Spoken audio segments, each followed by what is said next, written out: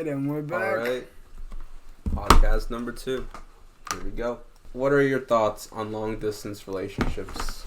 What are your thoughts on long distance relationships? That's a good question to ask you specifically. Go ahead. It's hard because obviously you cut out a very important part of a relationship, which is the physical touch, the physical aspect of it. So Amplified says she's 12.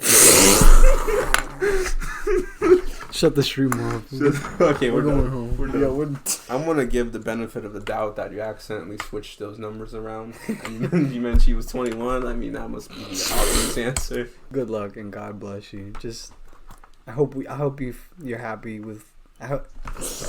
Bailey, a popular rapper, he decided to dye his dog red. So do we want to? He dyed his dog red. Not kidding. All right, here's the post. This man dyed his dog red. Yo, He just put a heart. And then, is that like a chihuahua?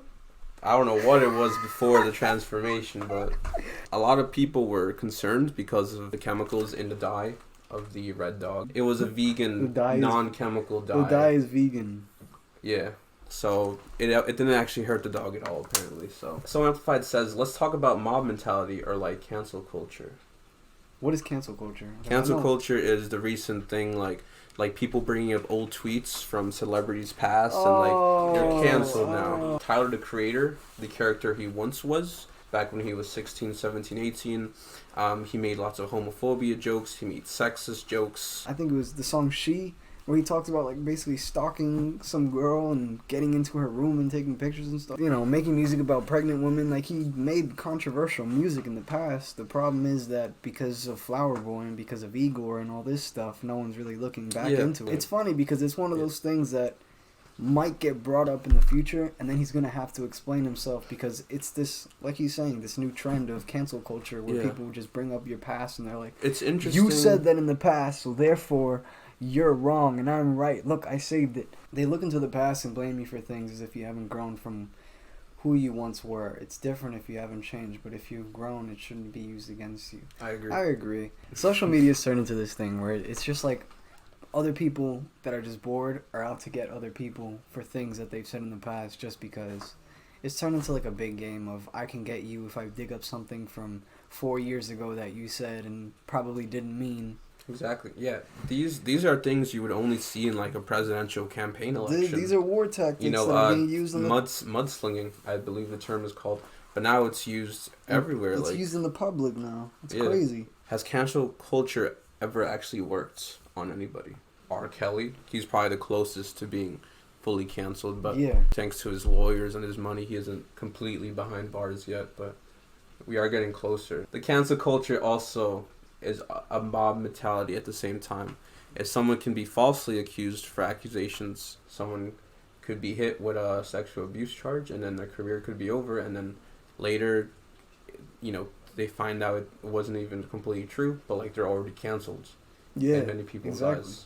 So that's unfortunate that people can't really think on their own. I feel like that is good and bad in many ways. Even if it's not intentional, some people will compare themselves to you and then get upset that they can't have the things that you have. Someone posting a picture of like them on vacation at like a tropical resort, someone out there might have looked at it and been like, wow, my life sucks. Why is this person enjoying their time and why am I stuck here working or stuck here doing nothing?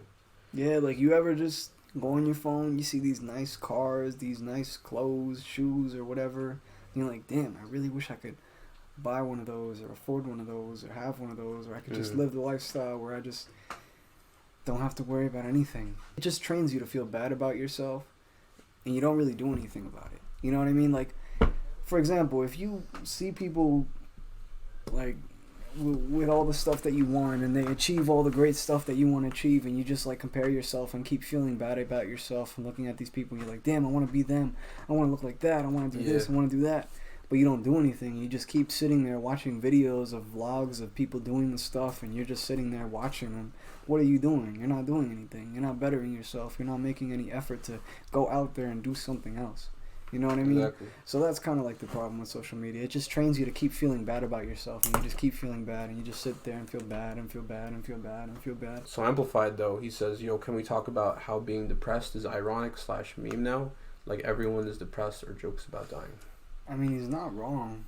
If you go on social media, that's all you see. It's always like people just ranting about how they're depressed or how their life sucks, but like the worst thing going for them is like their boyfriend said no and their mom took their iPad away. Like that's the craziest thing to me, is that sometimes people are depressed over things like that, like, oh, my dad won't let me see my friends, or you know, like the stupidest reasons to get depressed over. So you think about, like, what about these people who are actually going through like a storm and and by doing this, a lot of people are kind of undermining what it truly means to be depressed. Even expanding on what you said, like what So Amplified just said right here, like if you're actually depressed, you don't have the need to go out and like tell the entire world about it, like like going to a social media platform and be like, I'm depressed, because you're just feeling bad about yourself and seeking for like validation. There is a fine, and you're gonna get it.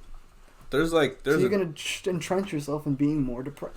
At the same time, there is a difference between crying out for help and attention seeking, and that's a fine line. But I do think a lot of people that do it end up doing it because they want attention. What happened to... Stop asking me personal questions from long ago that only you and I would know. God damn it. Curious George toy. Shit, I meant to send them probably.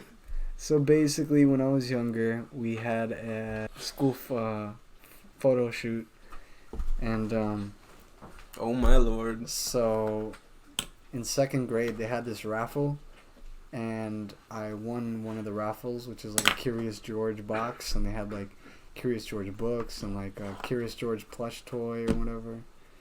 So on the day of picture day, everybody else kind of just like you know, came in, took their pictures or whatever. I was the one kid. I had a little button-up shirt with like a pocket. I was the one kid who came in with like a Curious George, and I put it in my pocket, and I took a picture, and I was like this. But yeah, I think that's pretty much it. You know, so. All right, so I hope everybody has themselves a podcast. Good day, and we'll see you later. Yep, we'll see you guys next Thursday around the same time. All right, so have a good day.